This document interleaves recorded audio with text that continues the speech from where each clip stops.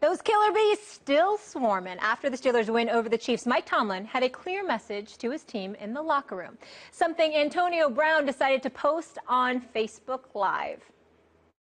When you get to this point in the journey, man, not a lot needs to be said. No. Let's say very little moving forward. Let's start our preparation. We started the a day and a half. They played yesterday. Our game got moved to tonight. We will touchdown at 4 o'clock in the morning. So be it. We'll be ready for that. But you ain't got to tell them they're coming. Because some of us here might not like the damn wolf kickers. The check signing, right? Keep it low profile. Let's get ready to ball our fist up again here in a few days and be right back at it. Let's go. Hey, man, that's our story. Ryan Clark in the house. Good to see you after a late night on SportsCenter. Thank you for being up early with us. That's not bad. You guys give me the first hour off, you know, so I can come clean it up after y'all mess it up for me. I come to save Molly. Well, be humble. Watch your mouth, number one. And number two, I'm always very proud when I see him because he's one of the few people in this business with my schedule. He's working after midnight, and then he comes on in the morning. You might work more than me, bro. That's what I got to do come a week from now. You love it, though. You love the NBA. But let's stay focused on this. Sometimes. Stephen A., Antonio Brown posting this to Facebook Live, not edited. You never know what the coach is going to say. Do you have a problem with it and posting Mike Tomlin's speech? Huge problem with it. And I know Antonio Brown. We communicate from time to time. Got a lot of love for him. Got respect for him. He's one of the top 3 receivers in the game. You're smarter than that. You're bigger than that. And it was just a very stupid thing to do, to be quite honest with you, because you don't know what the coach is going to say. Mm-hmm. It's in the locker room. It's post-game. It's in the locker room for a reason. It's not for everyone to see. And it's a violation. Under no circumstances. The reason why I use the word stupid is because it wasn't intentional. I don't believe for 1 second that Antonio Brown meant for any negativity to emanate from this, meant to put his coach in a position where it would compromise him. And the word stupid is appropriate because you weren't thinking. You weren't thinking, and you weren't thinking about the kind of impact. You don't think about what Tomlin said. You don't think about the kind of impact that's going to have on the Patriots, who you play against this weekend. You don't know what he was going to say and how that would have resonated. Mike Tomlin wasn't aware that you were Facebook Living him, okay, which is unfair to him and puts the coach in a compromising position, not to mention who knows who else could have walked by and what may have come out of their mouth. It's insensitive. It's not wise. You're a professional. You're a grown man. He's so much smarter than that. It was a dumb thing to do. It was also ironic, right? Because you hear Coach in the background saying, but you don't got to let them know we're coming. And as he's saying that, there's Antonio Brown letting them know they're coming, giving them bulletin board material. What did you say when we were listening just now? You just said...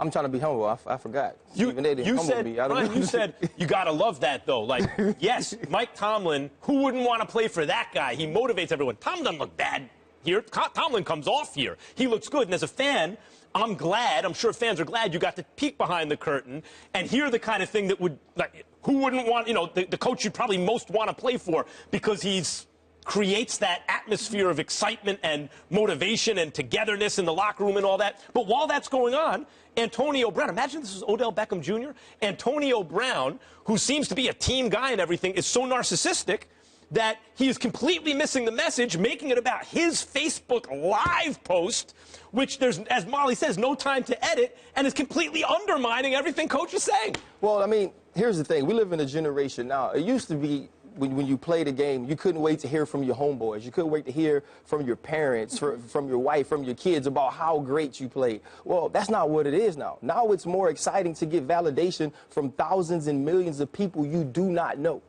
right? And so everything to these guys is about branding. We want to be a brand. We want to do these different things. And so I'm not surprised Antonio Brown did it. And Stephen A. saying that it was stupid and that it wasn't intentional, to me, that's the problem because he's so self-absorbed, right? He's so about what he's doing. He's so about Antonio Brown that it's not that he's missing the message that Coach is giving. It's that he genuinely does not care that the message is being given. He's so involved in his bubble that he doesn't even know what's going on behind him. He's not paying attention to the damage that it can cause. When I was with the Steelers, when Coach Tomlin would be talking and cameras would come in, this is what you would hear in the locker room. Whoop, whoop. And you know what comes next? That's the sound of the police. And the reason being was he didn't want, and we didn't want people to know what was going on between us, what was going on between family. If you watch Coach Tomlin give an interview or give a press conference, you've never heard anything like that, because it's for family, because it's for us. And he would always say, because I would ask him, hey, Coach, you know, why don't you let people, you know, see how personable you can be, see how funny you are, this and that. And he would say, because I'm not going to give them a window into my soul. Antonio Brown gave them a window into his soul. I know Mike Tomlin, not as well as you do, but I know Mike Tomlin. I've spoken to him on many occasions. I'm a reporter. You ain't never heard me repeat anything without his permission. You understand what I'm saying? If it's a private conversation, it's a private conversation. If I understand that as a reporter, how do you not understand that as one of his players? He is in the locker room talking to y'all. That's for y'all. And I had Snoop Dogg, you know, he watched the show, loved the show, been on the show, just text me talking about his behind the scenes. That's what we want to see, blah, blah, blah. Stop that nonsense, Snoop. Love you, but you're wrong. The fact of the matter is that, again, if the coach is speaking and he does not know you're taping him, that's a problem. Yeah. You cannot allow yourself to, you can't put your teammates, your team, and Snoop your is coach right, though. in that position. One question, though. Is there any chance that he did know? Because he did post a Facebook Live after the game last week, and Tomlin jumped in at the end. Is there any chance, I know it looked like he was hiding, that Tomlin could have been aware of that? Well, I don't think so, and I don't know. I can't necessarily speak to whether he knew or not. Yeah, obviously not, or he wouldn't be saying things that you never heard Mike Tomlin say before. And Snoop is right.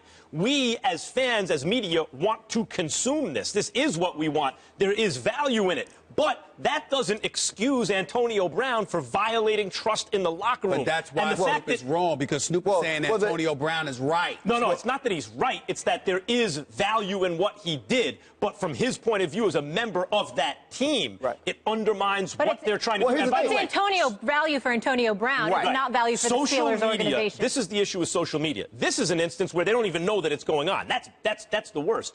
But it's even worse than that, because even if people do know that people may have their Facebook Live post going at that moment, it becomes like a fly on the wall. It's so ubiquitous that you kind of forget it's there. This is how documentary filmmakers get a lot of great footage, right? Even though people are aware they're being filmed, if it's on all the time, you kind of reality TV forget about it. And so there's danger in that. This is one step removed, because he did it in a way where obviously Coach didn't know he was doing it. And that's the issue.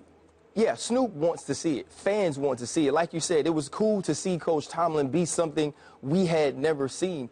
But that's only value, like Molly said, to Antonio Brown, right? Because the fans love it, and now you get more followers, and now you get to get the validation. Oh, Antonio, you're so cool. I'm so glad you did this. I'm glad to see this.